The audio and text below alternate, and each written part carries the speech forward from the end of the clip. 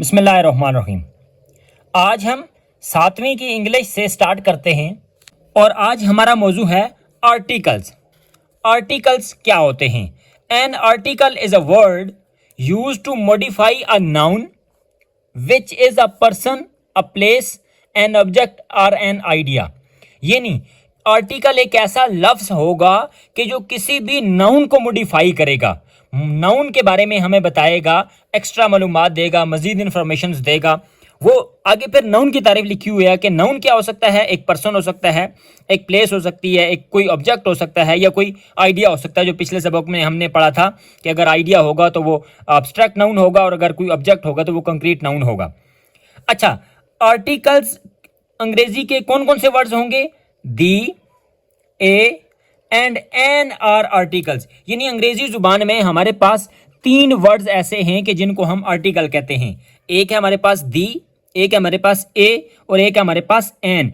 इन 3 words को हम अंग्रेजी की जुबान में, अंग्रेजी की ग्रामर में आर्टिकल्स कहते हैं। याद रहे कि आर्टिकल्स ये पार्ट्स ऑफ स्पीच का हिस्सा नहीं है। पार्ट्स ऑफ स्पीच जैसे हमें पता है कि नाउन होता है, प्रोनाउन होता है, कंजक्शन होता है, इंटरजेक्शन होता है और एडवर्ब, एडजेक्टिव्स वगैरह होते हैं, वर्ब्स होते हैं।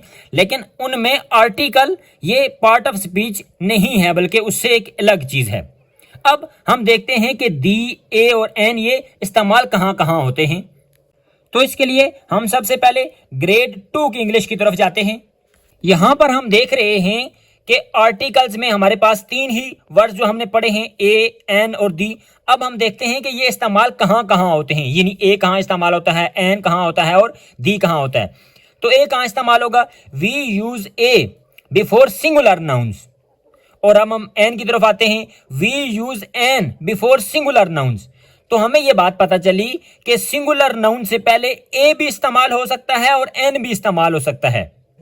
अब देखें, अब फिर आगे हमें यह देखना होगा कि ए फिर कहां इस्तेमाल होगा और एन कहां इस्तेमाल होगा। तो ए कहां इस्तेमाल होगा? We use a before singular nouns beginning with a consonant sound. यानी ए उन सिंगुलर नाउन से पहले इस्तेमाल होगा कि जो कंसोनेंट साउंड से स्टार्ट हो रहे हैं। कंसोनेंट साउंड से क्या मुराद होगी? कंसोनेंट साउंड से मुराद ये होगी कि वो वावल साउंड से शुरू ना हो। अंग्रेजी जुबान में टोटल 26 अल्फाबेट्स हैं, ए से लेकर जेड तक। उनमें हम 5 को वावल कहते हैं, यानी ए, आई, ओ, यू और ई को, इनको हम वावल कहते हैं। जबकि इसके अलावा जो 21 हमारे पास अल्फाबेट्स हैं उनको हम कंसोनेंट साउंड कहते हैं। तो ऐसे वर्ड्स अंग्रेजी के, या खास तौर पर सिंगुलर नाउन्स के, जिनकी जो पहली साउंड है वो कंसोनेंट साउंड हो, उनसे पहले हम ए का इस्तेमाल करते हैं। और ऐसे नाउन्स, और वो भी सिंगुलर नाउन्स, कि जिनकी पहली जो साउंड है वो वावल साउंड हो, उनसे पहले हम ए का इस्तेमाल करते हैं। ये हम आसानी के लिए आपको कह सकते हैं कि अगर किसी भी अंग्रेजी के वर्ड को अगर आप लिखें और वो अलिफ से स्टार्ट हो, यानी ये देखें जो उर्दू में हम इस्तेमाल करते हैं अलिफ, अगर वो अलिफ से स्टार्ट हो तो फिर हम उससे पहले एन लगाते हैं। और अगर वो अलिफ के अलावा किसी और से स्टार्ट हो तो फिर हम उससे पहले ए लगाते हैं। मिसाल के तौर पर अब हम देखते हैं कि बॉय, ए बॉय होगा। क्यों? क्योंकि बी कंसोनेंट साउंड है। अब हम अगर बॉय को उर्दू में लिखें तो ये कैसे लिखेंगे हम? ये देखें, ये अलिफ नहीं आ रहा है, अलिफ के अलावा कोई और लफ्ज आ रहा है, इसलिए ए बॉय होगा। ए गर्ल, गर्ल से पहले भी ए आएगा क्योंकि जी की जो साउंड है वो कंसोनेंट साउंड है। अब अगर हम इसको उर्दू में लिखें तो देखें, गर्ल ऐसे लिखा जाएगा। यहां पर भी अलिफ नहीं है बल्कि गाफ है, तो इसलिए गर्ल से पहले ए आएगा। एन का इस्तेमाल कहां होगा? कि जो लफ्ज वावल साउंड से शुरू होगा, यानी जिसका स्टार्ट अलिफ से होगा। मसलन एन एप्पल। अब देखें, एप्पल को अगर हम उर्दू में लिखें तो हम ऐसे लिखेंगे, अलिफ ये पे लाम। अब अलिफ से शुरू हो रहा है एप्पल, तो इसलिए एन एप्पल हो जाएगा। एन एलिफेंट, एन एलिफेंट क्यों होगा एन? क्योंकि एलिफेंट को अगर हम उर्दू में लिखें तो ये हो जाएगा एलिफेंट, इस तरह लिखा जाएगा। यहां पर भी अलिफ आ रहा है तो इसलिए एन एलिफेंट है। इसी तरह छतरी की अंग्रेजी होती है हमारे पास अम्ब्रेला। तो अब देखें, अम्ब्रेला अगर हमने लिखना हो तो अम्ब्रेला भी अलिफ के साथ शुरू होगा, UMBRELLA अम्ब्रेला। तो अलिफ से स्टार्ट हो रहा है तो इसलिए एन अम्ब्रेला हो जाएगा, क्योंकि ये सिंगुलर नाउन है और फिर ये बिगिनिंग विद वावल साउंड हो रहा है। ये तो हो गया ए एंड एन की बात। अब we use the with the names of rivers, continents etcetera. हम दी का इस्तेमाल कहाँ करते हैं?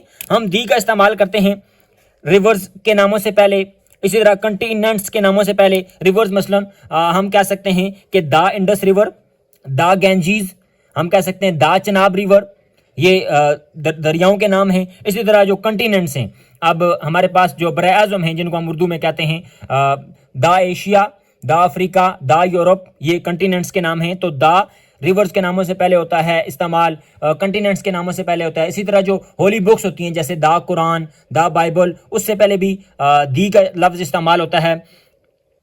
इसी तरह जो माउंटेनियस रेंजेस होती हैं जैसे द हिमालयाज, द कोई कराकोरम, द हिंदू कुश, इनके नामों से पहले भी हम द का इस्तेमाल करते हैं। अब प्रैक्टिस कर लेते हैं। Underline the correct article in the sentence. हमने अंडरलाइन करना है जो करेक्ट आर्टिकल है। There is cat under my chair. अब देखें कैट सिंगुलर है तो, और कैट का जो सी है ये भी कंसोनेंट साउंड है, इसलिए यहां पर जो हमारे पास आर्टिकल इस्तेमाल होगा वो इस्तेमाल होगा a. There is a cat under my chair. He had dash egg for the breakfast. अब देखें एग का ई आ रहा है, यानी ये वावल साउंड है, और अगर हम एग को लिखें तो ये ऐसे लिखा जाएगा, अलिफ के नीचे हम जेर लगाकर आगे गाफ डाल दें तो ये एग बन जाएगा। तो अलिफ आ रहा है। हमने पढ़ा था कि आसानी के लिए अगर अलिफ से स्टार्ट हो रहा है तो एग है, और दूसरी निशानी क्या है कि ये वावल साउंड से शुरू हो रहा है, इसलिए वावल साउंड से शुरू होने वाले से पहले हम एन का इस्तेमाल करते हैं। He had an egg for the breakfast. I had dash glass of juice. अब ग्लास में जी कंसोनेंट साउंड है, इसलिए हम लगाएंगे I had a glass of juice. My village is near dash Kabul river. अब काबुल रिवर ये दरिया है। अभी हमने पढ़ा है कि रिवर से पहले हम द का इस्तेमाल करते हैं, the my village is near the Kabul river. अब हम तीसरी की इंग्लिश की तरफ चलते हैं। यहां पर हमें एक एक्स्ट्रा मालूमात दी जाएगी कि वी यूज ए और एन विद सिंगुलर नाउन्स। वो पहले वाली बात हुई कि ए और एन सिंगुलर नाउन्स से पहले इस्तेमाल होंगे। A is use before consonant sound, जैसे हमने पहले दूसरी जमात में पढ़ा कि ए का इस्तेमाल कंसोनेंट साउंड वाले सिंगुलर नाउन से पहले होगा, and an before vowel sounds, और एन का इस्तेमाल उन नाउन से पहले होगा कि जो वावल साउंड से स्टार्ट होते हैं। We use the with singular और प्लूरल नाउन्स। हम द का इस्तेमाल सिंगुलर से पहले भी करते हैं और प्लूरल से भी पहले करते हैं, यानी इसमें हमें एक्स्ट्रा ये चीज पता चली कि ए और एन का इस्तेमाल सिर्फ सिंगुलर नाउन से पहले होगा, जबकि जो द है वो सिंगुलर से पहले भी इस्तेमाल हो सकता है और प्लूरल से पहले भी इस्तेमाल हो सकता है। अब ए, एन और दी के बारे में एक एक्स्ट्रा मालूमात इस किताब में मौजूद है। वो क्या है कि ए और an are used for the general groups of people, places और थिंग्स। यानी ए और एन जो है वो कॉमन नाउन से पहले, जनरल ग्रुप ऑफ पीपल से पहले इस्तेमाल होगा। यानी जनरल ग्रुप से मुराद, हमने पिछले सबक में पढ़ा था कि जनरल ग्रुप से मुराद कॉमन नाउन होता है, तो ए और एन कॉमन नाउन से पहले इस्तेमाल होगा। जैसे ए बॉय, कोई भी बॉय हो सकता है, ए बुक, कोई भी बुक हो सकती है, ए फ्रूट, कोई भी फल हो सकता है, एन एंट, कोई भी चुंटी हो सकती है, एन अम्ब्रेला, कोई भी अम्ब्रेला छतरी हो सकती है, एन ऑरेंज, कोई भी माल्टा हो सकता है।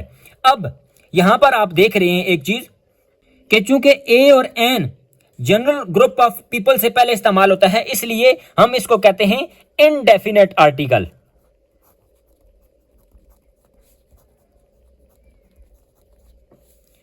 ए और एन चूंकि जनरल ग्रुप ऑफ पीपल से पहले इस्तेमाल होता है, यानी कॉमन नाउन से पहले इस्तेमाल होता है, इसलिए हम ए और एन को कहते हैं इनडेफिनेट आर्टिकल। अब दी के बारे में क्या एक्स्ट्रा मालूमात है?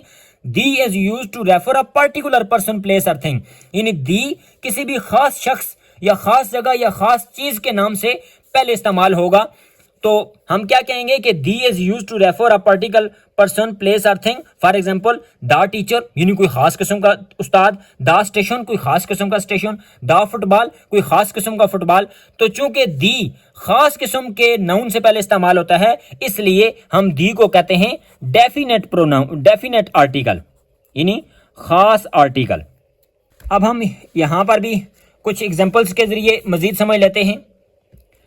आई सा डैश एलिफेंट यस्टरडे, मैंने कल हाथी देखा। अब एलिफेंट में ई से स्टार्ट हो रहा है और ई की आवाज वावल साउंड है, इसलिए आई सा एन एलिफेंट, एन आर्टिकल इस्तेमाल होगा। I am dash student of class 3, मैं क्लास 3 का स्टूडेंट हूं, तालिब इल्म हूं।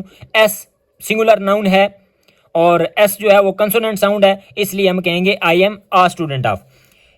She stayed there for dash hour. अब यहां पर एक बात आपने देखनी है कि she stayed there for a hour होना चाहिए, क्योंकि एच इस्तेमाल हो रहा है, ए आई ओ यू या ई, इनमें से आर्टिकल से कोई भी स्टार्ट नहीं हो रहा। लेकिन ये बात याद रखी जाए कि हमने डेफिनेशन में पढ़ा था कि आर्टिकल्स होते हैं ये कंसोनेंट साउंड या वावल साउंड से पहले स्टार्ट होते हैं। हमने लेटर को नहीं देखना, यहां पर हमने एच को नहीं देखना या ओ को नहीं देखना, हमने देखना है कि ये आवाज कौन सी सबसे पहले निकल रही है। तो आवर में हम देखते हैं कि एच चूंकि साइलेंट होता है तो इसलिए आवर आमतौर पर इस तरह उर्दू में लिखा जाएगा। तो चूंकि अलिफ ही आ रहा है, एच साइलेंट है, यानी ये ऐसे नहीं होगा, हावर नहीं होता बल्कि आवर होता है, एच साइलेंट होता है, इसलिए she stayed there for an hour इस्तेमाल होगा।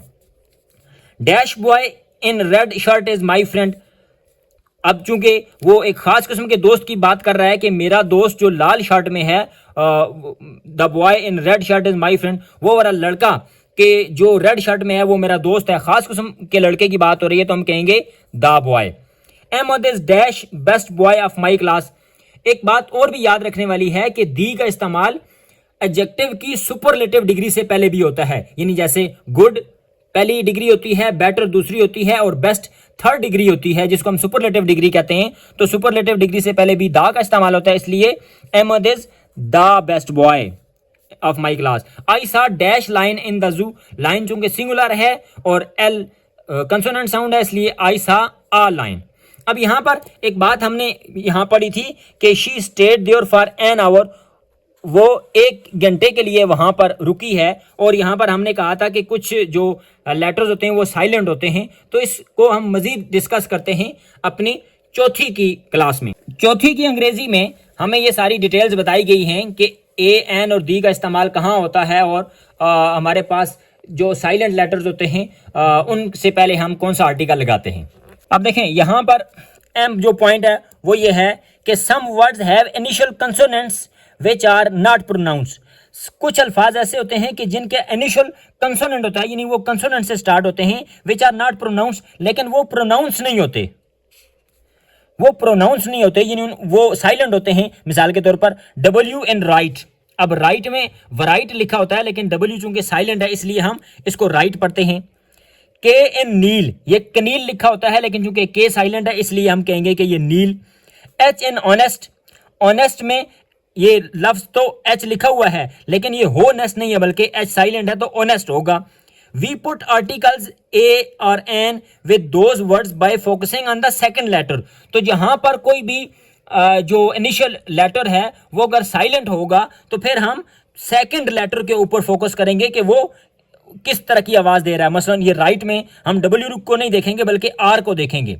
इसी तरह नील में हम के को नहीं देखेंगे, एन को देखेंगे। हॉनेस्ट में हम एच को नहीं देखेंगे बल्कि ओ को देखेंगे। यहां पर आ जाए डैश ऑनेस्ट गर्ल। अब होनेस्ट तो नहीं होता, ऑनेस्ट होता है। ओ को हमने देखा, ओ वावल साउंड होती है इसलिए हम एन ऑनेस्ट गर्ल कहेंगे। डैश रैपर, अब रैपर लिखा होता है, डब्ल्यू साइलेंट है तो हम आर को देखेंगे, आर कंसोनेंट साउंड है इसलिए आर रैपर।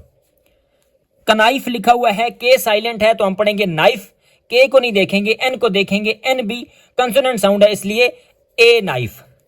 डैश हावर लिखा हुआ है लेकिन एच साइलेंट है इसलिए आवर पढ़ेंगे हम, और आवर के बाद ओ है यानी ओ वावल साउंड है इसलिए वावल साउंड से पहले हम एन आर्टिकल का इस्तेमाल करते हैं। अच्छा, एक बात आपने नोट की होगी कि कभी हम दी को दी पढ़ रहे हैं और कभी दी को दा पढ़ रहे हैं। इसके पीछे लॉजिक क्या है तो ये हमें बताएगी 8वीं की इंग्लिश कि दी को कब दी पढ़ना है और दी को कब दा पढ़ना है। प्रोनाउंसिंग दी की प्रोनाउंसिएशन क्या होगी।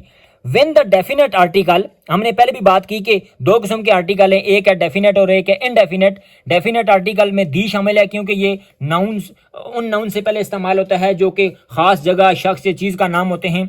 और हमने ए और एन को इनडेफिनेट आर्टिकल कहा क्योंकि वो किसी भी जनरल ग्रुप ऑफ पीपल या जनरल ग्रुप ऑफ प्लेस या थिंग से पहले इस्तेमाल होते हैं, यानी कॉमन नाउन से पहले, गैर खास चीज़ों के नामों से पहले आते हैं, इसलिए उनको इनडेफिनेट आर्टिकल कहा।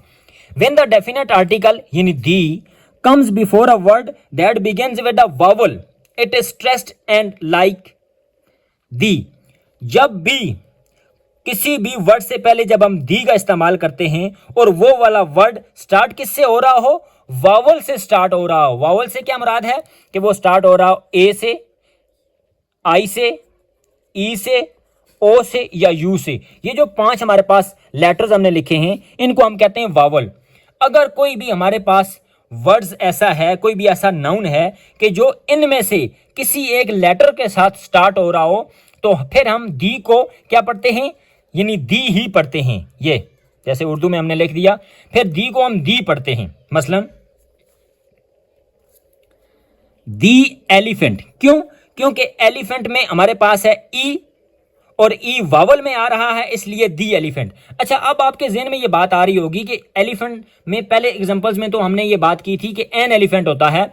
तो हमने आपको पहले बता दिया है कि दी जब भी किसी भी नाउन से पहले इस्तेमाल होगा तो वो उस नाउन को खास बना देगा, प्रॉपर बना देगा। इसलिए दी एलिफेंट जब हम कहेंगे तो इससे मुराद हो जाएगी कोई खास हाथी। When the comes before a word that begins with a consonant, और अगर दी उस नाउन से पहले इस्तेमाल हो रहा हो कि जो कंसोनेंट से स्टार्ट होता है। कंसोनेंट क्या होते हैं कि हमारे पास ए से लेकर जेड तक टोटल जो 26 लेटर्स होते हैं, 5 वावल्स को अगर हम निकाल दें, ए, आई, ओ, ई और यू को अगर हम निकाल दें, यानी ये 5 बनते हैं, तो जो बाकी हमारे पास 21 लेटर्स बनते हैं उनको हम कंसोनेंट कहते हैं। तो अगर दी उस नाउन से पहले आए कि जो कंसोनेंट से स्टार्ट हो, तो उसमें क्या होता है कि it is unstressed as like the. तो फिर हम दी की जो प्रोनाउंसिएशन होती है वो हम दा करके पढ़ते हैं। दा यानी उर्दू में हम अगर लिखें तो दा। मसलन ये लिखा हुआ है, दी कार लिखा हुआ है, लेकिन चूंकि ये कार में सी ये कंसोनेंट है, इसलिए हम कहेंगे the car. Choose the correct article a and the or no article. हमने यहां देखना है कि किस किस खाली जगह में ए लगेगा, किस में एन, किस में दी या किस में कोई आर्टिकल नहीं लगेगा। Are you coming to dash party next Saturday?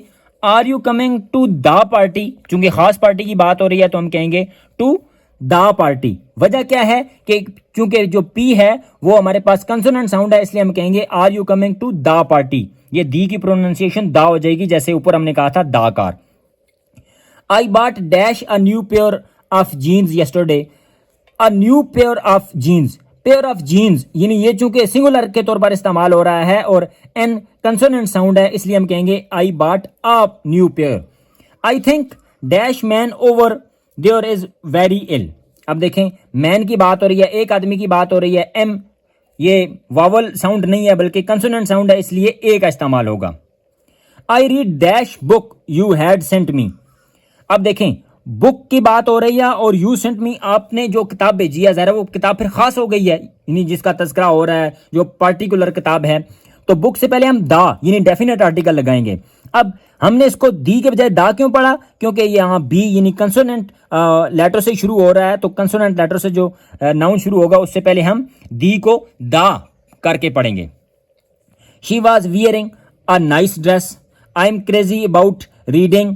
दी नहीं पढ़ेंगे बल्कि the history books. She is a nice girl and an intelligent student. अब देखें, पहले हमने ए कहा, क्यों? क्योंकि नाइस गर्ल में एन ये कंसोनेंट साउंड है तो ए कहा, और इंटेलिजेंट स्टूडेंट में आई ये वावल साउंड है तो हमने एन कहा।